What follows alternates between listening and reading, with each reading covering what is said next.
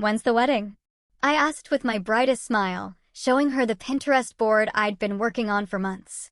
My daughter-in-law looked at me, tilted her head, and said 5 words that made my stomach drop. We got married yesterday.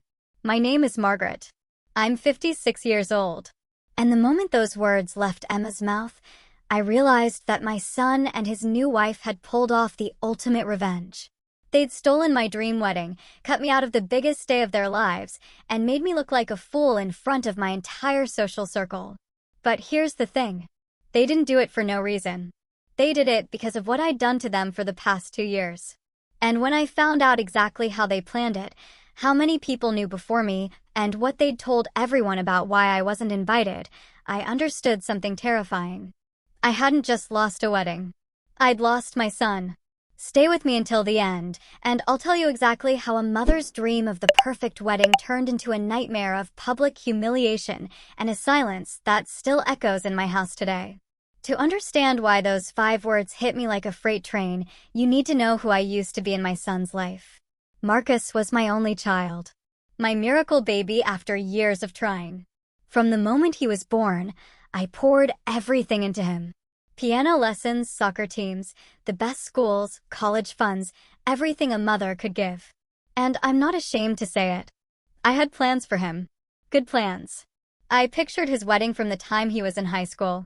The venue would be the Grandview estate, the same place where my sister had her daughter's wedding. There would be roses, ivory and gold everything, a string quartet, and at least 200 guests. I'd already started a secret wedding binder when he was 23. Was that too early? Maybe. But I'm a planner. That's what good mothers do. Then he met Emma. She worked at a coffee shop near his office. Tattoos on her arms, a nose ring, jeans with holes in them, not tears from wear, deliberate holes she paid for. When Marcus first brought her home, I smiled through dinner and waited until she left to say what I really thought. She seems nice. But Marcus, honey, is this serious? He looked at me like I'd slapped him. Yes, Mom. Very serious. I backtracked immediately. I just mean, you're both so young. You have plenty of time. But inside, I was panicking. This was not the plan. This girl, this barista with her vintage band t-shirts and thrift store dresses, was not the elegant, polished woman I'd imagined standing beside my son in the Grandview estate. When Marcus told me they were engaged, I cried. Not happy tears. I cried in my bedroom, door locked, because the ring wasn't even from a proper jeweler. He'd had it custom made by some artist friend of Emma's. It was pretty, I'll give her that, but it wasn't Tiffany. It wasn't what a woman of quality deserved. Still, I plastered on my smile and said all the right things. Congratulations. Oh, I'm so happy for you both. Then I dove headfirst into planning mode. I called the Grandview estate the next day. Booked a tour. Started a group chat with my sisters and my best friend Carol to discuss color schemes, florists, and caterers. When Marcus and Emma came over for dinner 2 weeks later, I had the binder out, my laptop open, and a bottle of champagne ready. So I said, barely able to contain my excitement, I know you two just got engaged, but it's never too early to start planning. I've already done some preliminary research. Emma glanced at Marcus. He shifted uncomfortably. Mom, we actually wanted to talk to you about that. Oh good, I interrupted, flipping to the venue section. Because I have the most gorgeous location picked out. The Grandview estate. It's where your cousin Michelle got married. Remember how beautiful that was? We're not doing a big wedding, Emma said quietly. I laughed. Actually laughed. Oh, honey, every bride says that at first. Trust me, once you start planning, you'll want to do it right. Mom, Marcus said, his voice strained. We mean it. We want something small. Just close family and friends. Maybe 30 people. Probably outdoors. The smile froze on my face. 30 people? Marcus, I have 30 people just on my side of the family. You can't be serious. We are, Emma said, and I noticed the way she reached for Marcus's hand. Like she was claiming him. We want something intimate. Something that feels like us. Well, I said, my voice tight, it's your wedding. But Marcus, sweetheart, you have to think about family. About tradition. About what people will think. That's when I made my first mistake. I looked at Emma and added, "This is probably different from what you're used to, but in our family, we do things a certain way." Emma's face went blank. Marcus's jaw clenched. "What's that supposed to mean?" he asked. "Nothing," I said quickly. "I just mean, I've been planning this wedding in my head since you were born. I have ideas. Good ideas. And I'm happy to handle everything. You two can just show up." "We don't want you to handle everything," Emma said, and there was an edge to her voice now. "We want to plan our own wedding." I felt something hot rise in my chest. This random girl who'd only been in my son's life for 2 years, was trying to cut me out of the most important event of his life? "Marcus," I said, ignoring Emma completely, "can we talk?" "Alone." He stood up. "No, Mom. Anything you want to say, you can say in front of Emma. She's going to be my wife." That word, wife, felt like a threat. I took a breath, tried to compose myself, and said the thing I'd been thinking since they walked in. "I just think you're rushing into this. You're only 26. Emma's only 25. You barely know each other. Maybe you should wait a few more years. Make sure this is really what you want." The silence that followed was suffocating. "We're not waiting," Marcus said finally. "We're getting married next year. And we're doing it our way." They left 20 minutes later, barely touching the champagne. I sat alone at my dining table, staring at my binder, and felt the plans slipping away. But I wasn't giving up. Not yet. I'd put too much of my life into this moment to let some tattooed barista ruin it. Over the next few months, I tried everything. I sent Emma links to dress shops, elegant ones, and suggested we go shopping together.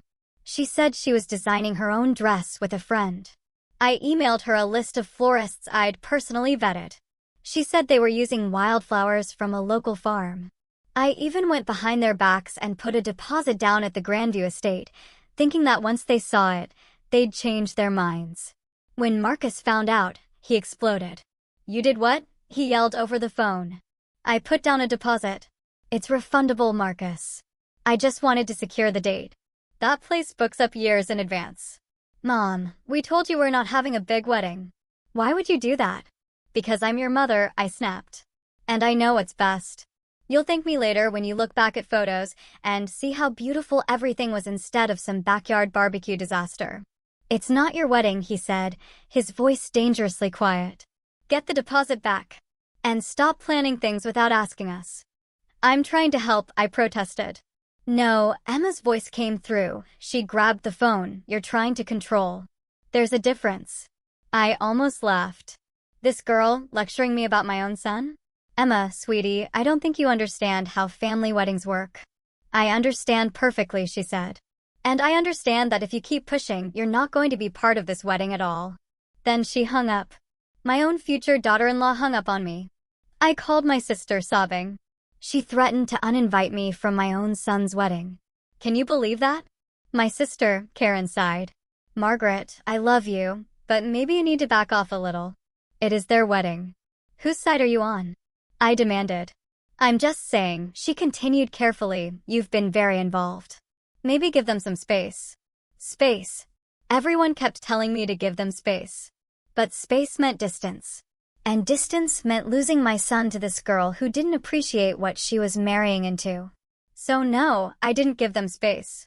I doubled down. I showed up at Emma's dress fitting unannounced. I called the Wildflower Farm and tried to upgrade their order without telling them. I sent Marcus's father, my ex-husband, long emails about how we needed to present a united front and convince Marcus to have a proper wedding. Then came the dinner that changed everything. 3 months before their planned wedding date, they invited me to their apartment. I brought my binder again, even though Marcus had asked me repeatedly not to. "We need to talk," Marcus said as soon as I sat down. Emma sat beside him, her hand in his, that unified front I'd learned to hate. "We've decided to postpone the wedding," Emma said. My heart leapt. "Oh, thank God. I knew you'd come to your senses. We can plan something proper now, something that we're postponing it because of you," Marcus interrupted. The room went cold. "What?" "Mom, you've hijacked every single decision. You've made Emma cry 3 times. You show up places uninvited. You ignore everything we say. We can't do this with you hovering over us. I'm your mother, I whispered. I'm supposed to be involved. Involved is one thing, Emma said quietly. This is something else. You've made this about yourself. You don't listen to what we want. You don't respect our choices. You barely acknowledge me unless you're criticizing something. I felt tears burning. That's not true. I've been nothing but supportive. Marcus pulled out his phone and started reading. Quote, Emma, are you sure you want a handmade dress? What if it looks homemade? Quote, wildflowers are weeds, Marcus. Your wedding will look like a field. Quote, if you don't do this right, people will talk. Each quote was a knife. I was just trying to help, I said, my voice breaking. No, Emma said, and her voice was firm now, stronger than I'd ever heard it. You were trying to get your dream wedding through us. This isn't about Marcus and me. It's about you and your friends and your Pinterest board and your perfect fantasy. We're postponing until we figure out how to set boundaries with you, Marcus added. And if you can't respect those boundaries, you won't be at the wedding at all. I stood up, shaking. You're choosing her over your own mother. You know that, right? You're letting this girl poison you against me. She's not poisoning me, Marcus said quietly. She's helping me see something I should have seen years ago. You love me, but you love the idea of you want me to be more than who I actually am. I grabbed my purse and left without another word. As I drove home, I told myself they'd come around. They'd realize I was right, that I only wanted the best for them. But weeks turned into months. Marcus stopped calling. Emma blocked my number after I sent one too many, just checking in texts. My ex-husband told me I needed to apologize and respect their boundaries. My sister stopped inviting me to family events because I kept complaining about Emma.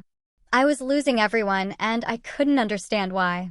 Then one afternoon, 6 months after that horrible dinner, I was having coffee with my friend Carol. She was scrolling through Facebook and suddenly gasped. Oh my God. What? I asked. She turned her phone to me. It was a photo. Marcus in a dark blue suit, Emma in a simple, beautiful dress covered in delicate embroidered flowers. They were standing under a wooden arch covered in those wildflowers she'd wanted, surrounded by maybe 25 people, all smiling. The caption read, Yesterday, we married our best friend. Small, simple, and absolutely perfect. My hands started shaking. When was this posted? 30 minutes ago, Carol said, her eyes wide. I grabbed my phone and called Marcus. It went straight to voicemail. I called my ex-husband. Did you know about this? I demanded when he picked up. He sighed. Yes, Margaret. I was there. The world tilted. You were there? You knew they were getting married and didn't tell me. They asked me not to. They said if I told you, you weren't welcome. But I'm his mother, I choked out. Exactly, he said. And you made their engagement so miserable that they decided to get married without you. That should tell you something. I hung up and did something I swore I'd never do. I drove to their apartment and pounded on the door. Emma answered. She was still in her wedding dress. Margaret, she said, her face neutral. Congratulations, I spat. On your secret wedding. I hope you're happy. You stole my son from me. We didn't steal anything, she replied calmly. We protected our peace. I want to talk to Marcus, I demanded. Now. He appeared behind her, still in his suit. I have nothing to say to you, Mom. Nothing? After everything I've done for you? I raised you alone. I sacrificed everything. And you repay me by cutting me out of your wedding. You cut yourself out, he said, and his voice was so cold it froze me in place. We gave you chances. We asked you to stop. We begged you to respect our decisions. You didn't. So yes, we got married without you. And honestly, it was the most peaceful, beautiful day of our lives because we didn't have to manage your expectations or your drama.